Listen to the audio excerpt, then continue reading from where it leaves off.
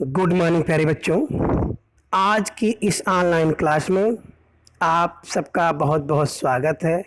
बच्चों, शब्द विचार भाग 5 के अंतर्गत आज हम व्याकरणिक आधार पर शब्दों के जो 8 भेद बताए गए हैं उनके बारे में चर्चा करेंगे। तो सबसे पहले हम लोग देखते हैं कि जो व्याकरणिक आधार है उसके आधार पर जो शब्दों के 8 भेद कौन कौन से बताए गए हैं। तो आप अपनी किताब में भी देख सकते हैं और आपको स्क्रीन पर भी दिख रहा है कि व्याकरणिक प्रकार के आधार पर शब्दों के जो 8 भेद हैं। और 8 भेद कौन कौन से हैं?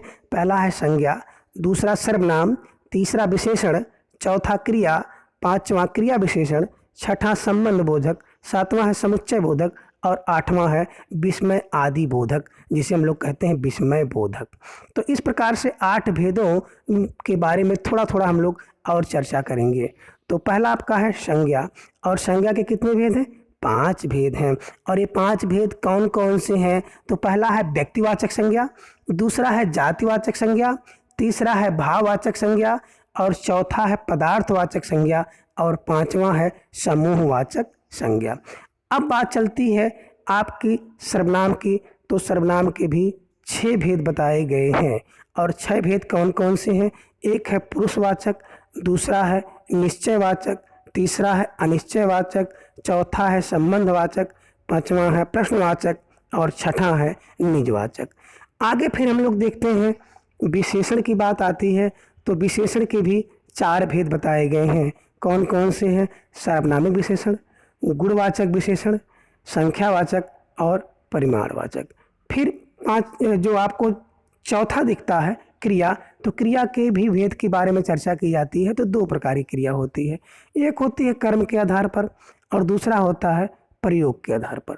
तो कर्म के आधार पर सकर्मक और अकर्मक और प्रयोग के आधार पर अगर क्रिया की बात की जाती है तो प्रेरणार्थक क्रिया होती है, दूसरी संयुक्त क्रिया होगी और तीसरी क्रिया जो होती है जिसे हम लोग कहते हैं नाम बोध क्रिया और चौथा होता है कृदंत क्रिया।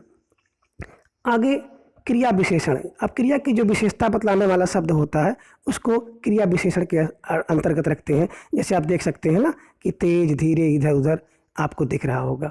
संबंध बोधक की बात करते हैं तो किसकी संबंध? क्रिया में जो संज्ञा या सर्वनाम का संबंध बताता है उसी को हम लोग कहते हैं संबंध बोधक।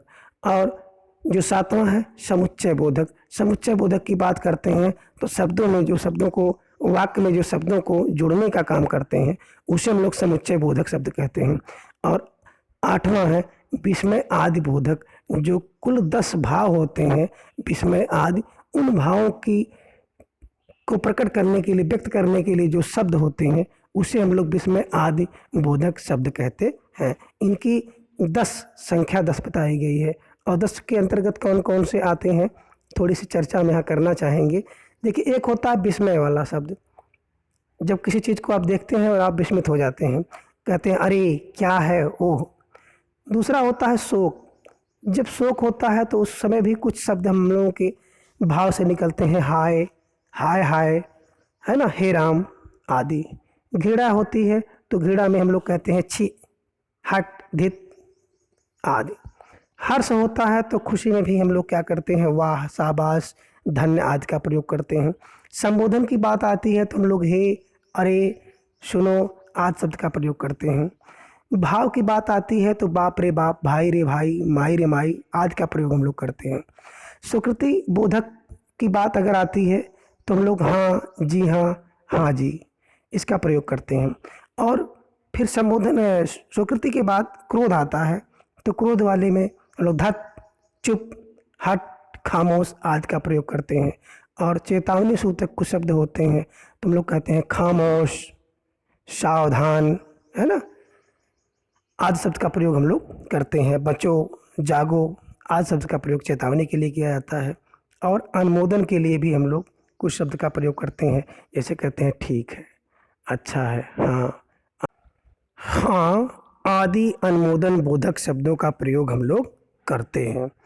तो अगले अध्याय में हम इसके बारे में जो विस्तृत चर्चा करेंगे उसके अंतर्गत हम देखेंगे, इसी संज्ञा के अंतर्गत हम लोग देखते हैं लिंग, वचन और कारक का अध्ययन करेंगे। किसके अंतर्गत? संज्ञा के अंतर्गत। और क्रिया के अंतर आप क्या अध्ययन करेंगे?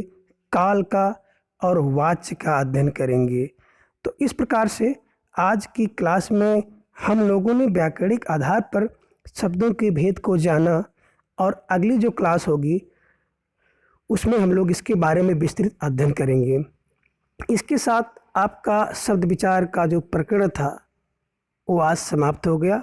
अगला फिर कोई दूसरा प्रकरण जो होगा उसके बारे में हम लोग अध्ययन करेंगे।